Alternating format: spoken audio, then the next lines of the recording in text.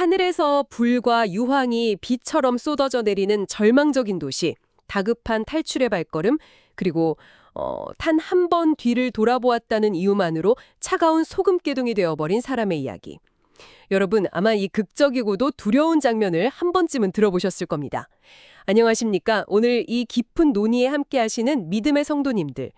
오늘 우리의 미션은 단순히 고대의 파멸 이야기를 리뷰하는 것이 아닙니다. 네, 맞습니다. 창세기 19장의 이 말씀이 어떻게 인간 본성의 밑바닥을 보여주는지, 하나님의 공의는 어떻게 나타나는지, 그리고 무엇보다 이 모든 것이 신약 성경과 어떻게 완벽하게 연결되는지 그 진위를 파악해보는 것입니다. 정말 기대가 되는 시간입니다. 오늘 우리가 함께 탐구할 이 성경 말씀은 아주 오래전 과거에 일어났던 단순한 심판의 기록이 아니거든요. 이 기록은 지금 이 순간 세속의 한복판을 살아가는 우리의 현실을 정확하게 비춰주는 거울과도 같습니다. 타락의 본질이 무엇인지, 그리고 그 짙은 어둠 속에서도 빛나는 하나님의 구원 계획을 발견하는 아주 흥미로운 시간이 될 것입니다. 자, 이제 본격적으로 파헤쳐볼까요? 우리가 가장 먼저 주목해야 할 장면은 창세기 19장 1절에서 11절 사이의 말씀입니다. 타락의 끝, 그리고 비극적인 타협이 일어나는 현장이죠. 해가 질 무렵 두 천사가 소돔에 도착했을 때 롯은 소돔 성문에 앉아 있었습니다. 그런데 저는 이 부분에서 그냥 문 앞에 앉아 있었나 보다 했는데 고대 사회에서 성문이라는 게 꽤 상징적인 장소라면서요. 여기서 매력적인 부분은 성문이 가진 정치적 사회적 의미입니다. 고대 근동에서 성문은 단순히 사람들이 오가는 출입구가 아니라 재판이 열리고 도시의 주요 상거래가 이루어지는 곳이었습니다. 아, 권력의 중심지 같은 거군요. 정확합니다. 기득권과 권력을 상징하는 중심지였죠. 바로 앞장인 창세기 18장에서 아브라함이 장막문에 앉아 나그네를 기다리며 겸손하게 환대했던 모습과 롯의 이 모습은 아주 극명하게 대조됩니다. 그러니까 롯은 이미 소돔의 문화와 권력 구조 깊숙이 동화되어 있었던 겁니다. 아, 롯은 이미 그 타락한 도시의 주류 사회에 완벽하게 스며들어 있었다는 거네요. 그리고 천사들이 롯의 집에 들어간 후 끔찍한 폭동이 일어납니다. 성읍 사람들이 몰려와서 롯의 집에 들어간 나그네들을 내놓으라고 협박하잖아요. 네, 누소를 막론하고 몰려온 소돔 사람들이 완전히 폭주하기 시작하죠. 그들이 나그네를 내놓으라고 외치며 사용한 단어가 바로 상관하겠다입니다. 히브리어로는 야다라고 하는데요. 본래 이 단어는 부부 사이의 인격적이고 깊은 알, 생명을 잉태하는 아주 아름다운 관계를 의미하는 거룩한 단어입니다. 생명의 단어라는 말씀이시죠? 그렇죠. 그런데 소돔 사람들은 이 생명의 단어를 극악한 폭력과 성적 타락, 즉 상대를 유린하고 짓밟겠다는 폭력의 도구로 완전히 변질시켜버렸습니다. 정말 끔찍하네요. 당시 고대 근동에서 나그네를 보호하는 것은 생명과도 같은 언약적 윤리였다고 들었는데 소돔은 이를 정면으로 짓밟고 창조 질서를 파괴해버린 거군요. 그런데 제가 이 말씀을 읽으면서 가장 충격을 받았던 건 롯의 반응이었습니다. 롯의 제안 말이죠. 네, 롯이 이 미쳐 날뛰는 군중을 달래겠다고 무려 남자를 알지 못하는 자신의 두 딸을 밖으로 내어주겠다고 제안합니다. 잠깐만요. 아무리 그래도 그렇지 어떻게 아버지가 폭도들에게 자기 딸들을 내어준다는 타협을 할 수 있는 걸까요? 그 질문이 이 장면의 핵심을 찌릅니다. 이 대목은 세상 문화에 깊이 동화되어 영적 분별력을 완전히 상실해버린 사람의 위태로운 모습을 너무나 적나라하게 보여주거든요. 롯은 나그네를 보호해야 한다는 전통적인 도덕적 명분은 어떻게든 지키려고 했습니다. 하지만 그 문제를 해결하는 방식은 이미 소돔의 가장 악하고 타락한 방식을 따르고 있었던 겁니다. 무엇이 진짜 죄악인지 구별하는 능력을 잃어버린 거네요. 맞습니다. 오늘날 우리 믿음의 성도님들의 삶에도 이 말씀이 아주 날카롭게 적용됩니다. 직장이나 사회생활에서 도덕적인 목적을 이루겠다고 하면서 정작 그 수단은 세상의 편법이나 악한 방식을 그대로 차용하고 있지는 않은지 돌아보게 하는 지점이죠. 와, 정말 소름 돋는 통찰이네요. 문제를 해결하겠다면서 도리어 세상의 악한 방식을 빌려오는 그 모습. 믿음의 성도님들, 이건 정말 남의 이야기가 아니라 오늘날 우리의 삶을 날카롭게 돌아보게 만드는 지점인 것 같습니다. 그런데 이렇게 영적 분별력을 잃어버린 타협이 가져온 더 치명적인 결과가 창세기 19장 12절에서 22절 사이에 등장하잖아요. 그렇습니다. 천사들이 소돔의 멸망을 선포하며 롯에게 가족들을 데리고 당장 빠져나가라고 강력하게 명령하죠. 네, 롯이 급히 차위가 될 사람들에게 뛰어가서 여호와께서 이 성을 멸하실 터이니 너희는 일어나 이곳에서 떠나라 하고 다급하게 외치는데 성경에서 정말 가장 기가 막힌 구절이 나옵니다. 14절 말씀인데요. 그의 사위들은 농담으로 여겼더라. 아니, 하늘에서 불과 유황이 떨어져서 다 죽게 생겼는데 이걸 한낱 실없는 코미디를 소비했다고요? 이것을 더 큰 그림과 연결해 본다면 하나님의 준엄하신 말씀을 농담으로 여기는 이 태도가 인류 역사 속에서 얼마나 끈질기게 반복되는 치명적인 패턴인지 알 수 있습니다. 이스라엘의 역사 중 유다 말기의 상황을 기록한 역대하 36장 15절에서 16절 말씀을 보면요. 하나님께서 백성을 아끼셔서 끊임없이 경고하십니다. 그런데 백성들은 그 말씀을 비웃고 멸시하다가 결국 회복할 수 없는 심판을 받게 되죠. 잠깐만요. 말씀을 비웃고 일상에 빠져있던 패턴이라면 노아의 홍수 때도 정확히 일치하지 않나요? 아주 정확한 지적이십니다. 마태복음 24장 38절에서 39절이나 베드로후서 2장 5절 말씀을 보면 노아가 산꼭대기에서 방주를 짓는 그 오랜 시간 동안 사람들은 그냥 먹고 마시고 시집가고 장가가고 철저히 무관심했잖아요. 다가오는 심판을 완전히 망상 취급했던 그 무관심이 바로 경고를 농담으로 여긴 거네요. 맞습니다. 무관심이 곧 조롱입니다. 신약시대로 넘어와서도 이 비극은 형태만 바꿔서 계속됩니다. 사도행전 17장 32절에서 사도 바울이 아테네의 지성인들 앞에서 예수님의 부활을 선포했을 때 어떤 일이 있었는지 기억하십니까? 그 아레오바고 언덕에서 철학자들이 바울의 말을 듣고 코웃음 쳤던 그 사건 말씀이시죠? 네. 당시 최고의 철학과 이성을 자랑하던 사람들에게 주 예수님의 부활이라는 복음은 논리적으로 불가능한 아주 우스꽝스러운 농담 취급을 받았습니다. 인간의 얄팍한 이성으로 진리를 비웃을 때 벌어지는 비극이죠. 그렇다면 우리는 대체 이 말씀을 그리고 하나님의 경고를 어떤 태도로 대해야 하는 걸까요? 노적 구약 성경이 말하는 영광, 즉 히브리어 카보드의 개념을 짚어볼 필요가 있습니다. 카보드의 어원적 의미는 무겁다입니다. 즉 하나님을 경외한다는 것은 그분의 말씀을 내 인생에서 가장 무거운 비중으로 둔다는 뜻입니다. 그런데 사위들이 경고를 농담으로 여겼다는 건 그 말씀을 깃털처럼 한없이 가볍게 취급했다는 거죠. 카보드. 그러니까 삶에서 진짜 중요한 게 뭔지 무게중심을 잡는 거군요. 오늘날의 적용으로 생각해보면 우리가 매일 스마트폰으로 수많은 알림과 가벼운 메시지들을 쏟아내고 소비하는데 정작 하나님의 말씀조차 그런 가벼운 스낵처럼 소비하고 있지는 않은지 반성하게 됩니다. 히브리서 4장 12절 말씀에서도 하나님의 말씀은 살아있고 좌우의 날선 검처럼 예리하다고 했는데 우리는 그 말씀을 절대 가벼운 농담이 아니라 내 삶을 관통하는 무거운 진리로 받아들여야겠습니다. 정말 훌륭한 적용입니다. 이 다음 부분이 정말 흥미로운데요. 이렇게 말씀을 농담으로 여긴 사위들은 멸망의 자리에 버려두고 드디어 심판의 아침이 밝아옵니다. 천사들이 빨리 도망치라고 롯을 재촉하는데 여기서 참 기가 막힌 장면이 펼쳐지죠. 창세기 19장 15절과 16절을 보면 소돔의 멸망이 코앞인데 롯이 지체합니다. 계속 머뭇거려요. 대체 왜 이러는 걸까요? 그 지체함 속에 인간의 끈질긴 미련이 담겨 있는 겁니다. 그런데 여기서 우리가 주목해야 할 것은 롯의 망설임이 아닙니다. 롯이 지체할 때 천사들이 16절에서 어떻게 행동합니까?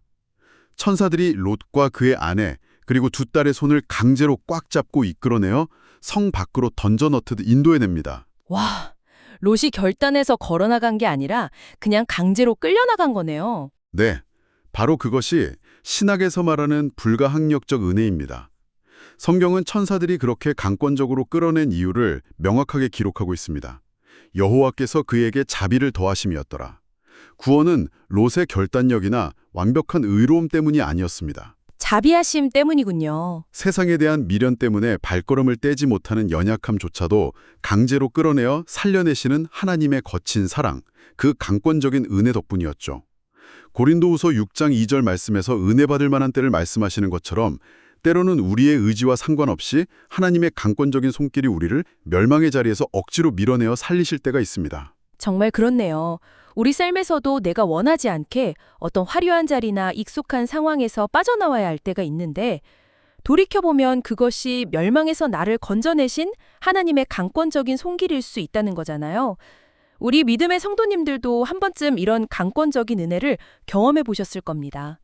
그런데 안타깝게도 몸은 빠져나왔지만 끝내 영혼은 소돔을 빠져나오지 못한 한 사람이 있었습니다. 네, 롯의 아내죠. 유황불이 쏟아질 때 창세기 19장 26절에서 뒤를 돌아보아 차가운 소금 기둥이 되어버렸습니다. 주 예수님께서는 누가복음 9장 62절 말씀에서 손에 쟁기를 잡고 뒤를 돌아보는 자는 하나님의 나라에 합당하지 아니하니라 라고 엄중히 말씀하셨습니다. 롯의 아내가 뒤를 돌아본 것은 그냥 길을 가다가 아쉬워서 한번 쓱 쳐다본 단순한 호기심이 아니었습니다. 그녀의 마음 중심이 여전히 소돔의 화려함, 두고 온 재물, 그 타락했지만 달콤했던 문화에 단단히 묶여 있었던 겁니다. 구원이라는 게 단순히 소돔이라는 장소를 물리적으로 빠져나오는 게 전부가 아니군요. 마음의 방향 자체가 완전히 돌아서야 하는 거네요. 세상을 향한 미련을 끊어내지 못하면 우리도 언제든 영적인 소금 기둥처럼 생명력을 잃고 굳어버릴 수 있다는 강력한 경고입니다. 그렇다면 여기서 근본적인 의문이 듭니다. 도대체 롯은 어떻게 이 끔찍한 심판에서 구원받을 수 있었던 걸까요? 그의 믿음이 사위들이나 아내보다 훌륭해서였을까요? 창세기 19장 29절에 이 수수께끼를 푸는 완벽한 열쇠가 나옵니다. 아주 중요한 구절이죠. 하나님이 그 지역의 성을 멸하실 때 하나님이 아브라함을 생각하사 롯을 그 엎으시는 중에서 내보내셨더라. 네, 하나님이 롯을 구원하신 진짜 이유는 롯이 완벽하게 의로워서가 아니었습니다. 바로 산 위에서 조카를 위해 애타게 중보하며 기도했던 아브라함, 그리고 그 아브라함과 맺으신 언약을 끝까지 지키시는 하나님의 신실하심, 즉 헤세드가 작동한 순간이었습니다. 진노 중에도 긍휼을 잊지 않으시고 중보자의 기도를 기억하셨던 것이죠. 아브라함의 기도 덕분에 롯이 살아남았다? 정말 가슴을 울리는 대목입니다. 하지만 성경은 구원받은 직후의 삶에 대해서도 아주 냉정하고 적나라한 기록을 남깁니다. 창세기 19장 30절에서 38절 말씀으로 넘어가면 심판을 피해 산속 동굴로 숨어든 롯과 두 딸의 이야기가 나오죠. 사실 이 부분은 읽기조차 불편할 정도로 비윤리적인 사건입니다. 두 딸이 아버지에게 술을 마시게 하고 근친상간을 통해 자손을 이어가는 충격적인 장면이 벌어집니다. 대체 이들은 왜 이런 파국으로 치달은 걸까요? 하나님의 약속이나 우리 삶의 미래를 어떤 수단으로 통제하려 하는가 하는 것이죠. 소돔은 불타 없어졌지만 두 딸의 내면에는 소돔의 타락한 문화와 방식이 고스란히 살아있었습니다. 그들은 하나님의 인도하심을 잠잠히 기다리지 못하고 거룩한 계보를 이어가겠다는 목적을 위해 인간적인 통제력, 그것도 가장 얄팍하고 타락한 수단을 동원했습니다. 목적이 아무리 그럴듯해도 수단이 소돔의 방식이라면 그건 불신앙이라는 거군요. 그리고 그 비극적인 선택의 결과가 무엇이었습니까? 바로 이스라엘 역사 내내 눈엣 가시처럼 대적하고 괴롭혔던 모압과 암몬 족속의 탄생이잖아요. 하나님의 뜻을 인간의 꼼수나 조작으로 이루려 했을 때 어떤 끔찍한 부작용이 생기는지 명확히 보여주는 경고장 같습니다. 정확합니다. 바로 그 지점에서 우리가 복음의 본질을 발견하게 됩니다. 그렇다면 이 모든 것이 의미하는 바는 무엇일까요? 소돔의 타락, 말씀을 농담으로 여긴 사위들, 강제로 이끌어내신 불가항력적 은혜, 뒤를 돌아본 아내, 아브라함을 기억하신 하나님, 그리고 동굴 속의 비극까지 이 파편처럼 흩어진 이야기들이 오늘을 살아가는 믿음의 성도님들에게 전하는 궁극적인 진리는 과연 무엇입니까? 오직 예수 그리스도의 깊이와 넓이와 높이와 길이가 어떠함을 알고 싶어 하시는 우리 성도님들을 위해 이 모든 메시지를 종합해 주시죠. 네, 여러분. 이 창세기 19장의 서사는 단순히 과거에 있었던 도덕적 교훈극이 아닙니다. 이것은 장차 오실 주 예수님을 통한 최후 심판과 구원의 완벽한 원형적 모형, 즉 아키타입입니다. 소돔에 쏟아진 유황툴은 죄를 결코 가볍게 넘기지 않으시는 하나님의 엄중한 진노를 보여줍니다. 그러나 그 무서운 진노 속에서도 롯은 구원을 받았습니다. 아브라함이라는 중보자가 있었기 때문이죠. 아브라함이 바로 참된 중보자의 모형이었군요. 그렇습니다. 마찬가지로 오늘날 우리가 이 타락한 세상 속에서 멸망하지 않고 건짐을 받을 수 있는 유일한 이유는 우리의 완벽함이나 의로움 때문이 아닙니다. 하나님 우편에서 우리를 위해 친히 간구하시는 참된 중보자, 바로 주 예수님의 공로와 십자가 보혈 덕분임을 이 말씀이 강렬하게 선포하고 있는 것입니다. 주 예수님의 그 구원의 깊이와 넓이, 높이와 길이는 우리의 연약함과 실패를 모두 덮고도 남습니다. 아, 참된 중보자이신 주 예수님. 창세기의 이 기록이 신약의 복음과 이렇게 완벽하게 맞물리는군요. 주 예수님께서 직접 누가복음 17장 32절 말씀에서 마지막 때를 경고하시며 롯의 처를 기억하라고 말씀하신 것도 마음을 세상에 둔 자의 비극을 잊지 말라는 부르심이었고요. 또 베드로후서 2장 7절에서 무법한 자들의 음란한 행실로 말미암아 고통당하는 의로운 롯을 건지신 하나님을 찬양한 것도 다 이 십자가 은혜의 연결고리였네요. 그렇습니다. 믿음의 성도님들, 세상은 날이 갈수록 화려한 네온사인으로 우리를 유혹하는 소돔처럼 변해갑니다. 하지만 영적으로 무감각해지지 마십시오. 우리는 이 시대 타락을 아파하며 살아가는 의로운 롯이면서 동시에 멸망해가는 세상을 끌어안고 기도하는 중보자 아브라함의 자리로 부름을 받았습니다. 뒤를 돌아보거나 세상의 방식과 타협하지 마십시오. 우리 대장 되신 주 예수 그리스도께서 이미 세상을 이기셨다는 사실을 굳게 붙드셔야 합니다. 정말 가슴이 벅차오르는 복음의 클라이맥스입니다. 오늘 우리는 이 말씀을 통해 인간의 바닥없는 연약함과 그것을 뛰어넘는 하나님의 압도적인 은혜를 함께 탐구해 보았습니다. 그런데 믿음의 성도님들, 오늘 논의를 마치기 전에 이 본문에 직접적으로 명시되지는 않았지만 이스라엘의 역사 전체를 관통하는 놀라운 사실 하나를 여러분께 던져드리고 싶습니다. 어떤 사실인지 기대가 되는데요. 앞서 우리는 롯의 두 딸이 저지른 동굴 속의 비극적인 선택으로 인해 훗날 이스라엘을 그토록 괴롭힌 모압 족속이 탄생했다는 아주 어두운 결말을 확인했죠. 인간의 조급함과 불신앙이 낳은 참담한 실패였습니다. 하지만 여러분 성경의 장대한 족보를 계속해서 따라가다 보면 이 모압의 혈통 끝에서 누구를 만나게 되는지 아십니까? 아, 그 이름이 떠오르네요. 바로 모압 여인 룻입니다. 그리고 이 이방 여인 룻은 이스라엘의 가장 위대한 왕 다윗의 증조모가 되고 마침내 만왕의 왕이신 주 예수 그리스도의 직계 조상이 됩니다. 인간 역사의 가장 어둡고 수치스러운 실패의 파편 속에서도 기어코 생명의 족보를 완성해내고야 마시는 하나님의 그 치밀하고 전능하신 구원 계획, 정말 생각할수록 전율이 일지 않습니까? 참으로 놀라운 하나님의 은혜입니다. 여러분의 삶 속에 혹여나 동굴 속과 같은 뼈아픈 실패나 타협의 흔적이 있다 하더라도 결국 그 모든 것을 뒤집어 주어 예수님의 은혜로 빚어내실 수 있는 분이 바로 하나님이십니다. 오늘 하루 이 깊고 넓은 구원의 신비를 여러분 각자의 삶 속에서 묵상해 보시기 바랍니다.